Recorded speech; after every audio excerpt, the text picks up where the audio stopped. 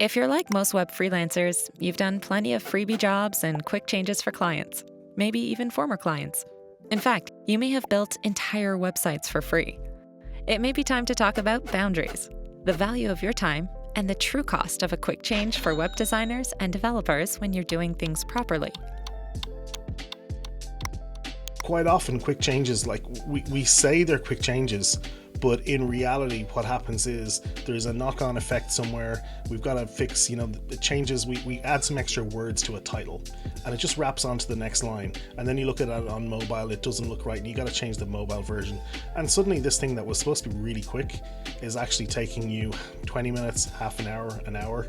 It's a bad idea to train our clients to expect things to be done for free, and we're setting the wrong boundaries. As expert providers, we should be training our clients how to treat us properly and what the boundaries are. Let's assume a request involves updating some text of a WordPress site for a former client. What would you do in this scenario? Would you do it for free? It's nice to feel like a hero, going above and beyond to get things done. Or would you make them pay? This may not go over well, but you're busy with paying clients. While it isn't a bad thing to do the occasional favor, you want to avoid setting a precedent that allows clients to take advantage of your time. And hey, what if something goes wrong while making the changes?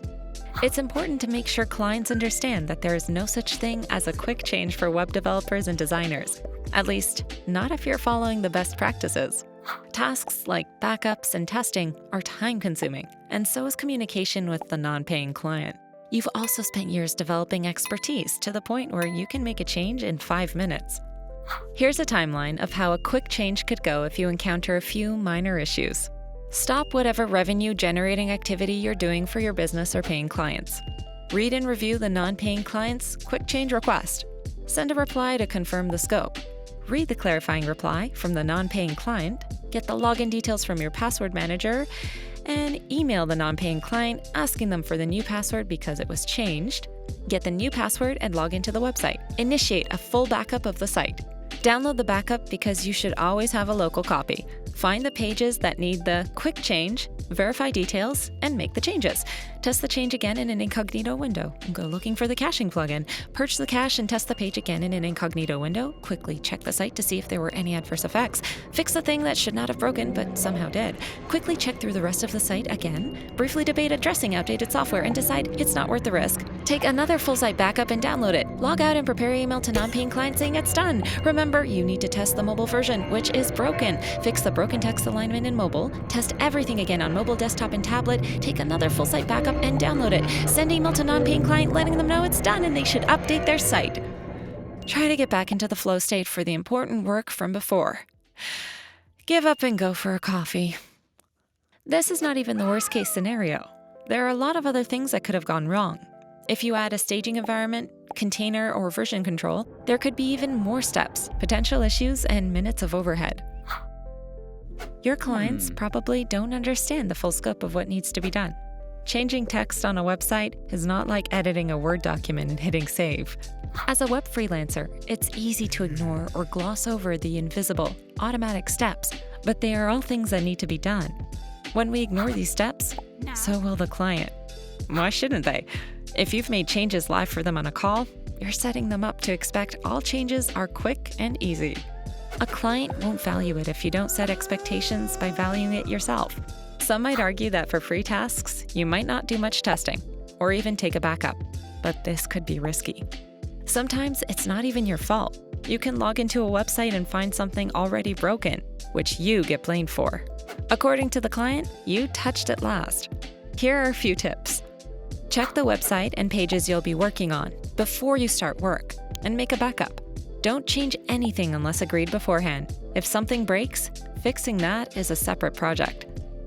It may be tempting to update the 22 outdated plugins, but this can end in tears, or with a further half day of unpaid work. Even if nothing catastrophic happens, things can simply take more work than you think. For example, you make a quick change to a heading, which makes it longer. This has a negative impact on how it looks in mobile and tablet views, so you need to test, tweak the changes, and retest on those devices.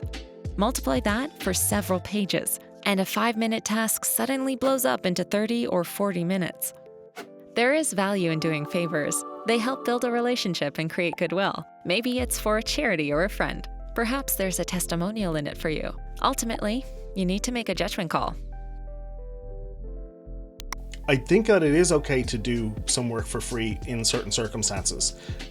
Like, for example, if it's your mom, you never charge your mom. And in fact, I've done some work for charitable organizations where I've charged them twice as much as for a regular business, because I know that it's going to be a lot more hassle. That project took, I think, 16 months.